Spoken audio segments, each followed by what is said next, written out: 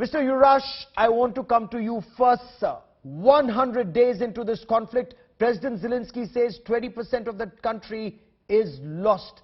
Are you looking at a negotiated settlement, or will this war continue for long? Is there a timeline in your appreciation? It's by no means lost. It's occupied. That's what he said. And obviously it will be freed and liberated, as the area around Kiev was, as the area around Chernihiv and Sumy and Kharkiv was. We won those battles. We shall win the battle of Donbass and battle for Kherson, battle for Crimea.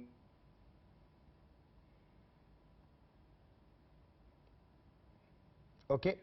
I'll take a moment and try and reestablish that link. The young member of parliament is on his way to the Donbass region. Xenia Kondrateva, is this a major loss of prestige for Russia in general and for President Putin in particular? Ukraine, that was expected to collapse in weeks, if not days, continues to fight on the 100th day and is talking about retaking territory lost to Russia in the east.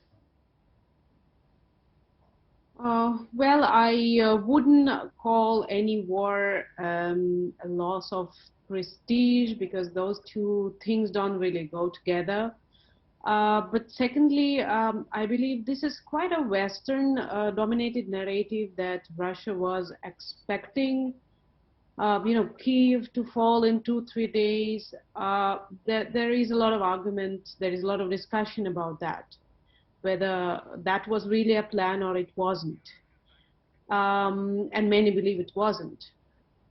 So I think Russia quite realized the kind of the state of Ukraine, and it assessed well the kind of resistance it will face. Maybe not very well, especially in some areas, but I think Russia is prepared to go ahead, and I don't really see anyone expecting this to end soon, okay. Unfortunately. You don't expect this to end soon. Mr. Yurash, you're back with us, hopefully. How long, in your appreciation, will this conflict continue?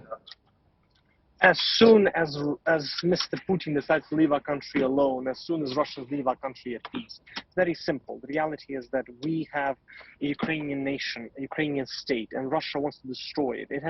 Putin himself has said as much. You can all watch the video on YouTube, which is English subtitles, or now alone, where Putin expresses just sentiment. Ukraine doesn't exist. It should be a part of Russia. Mr. Putin's goal is very clear. Okay. Okay.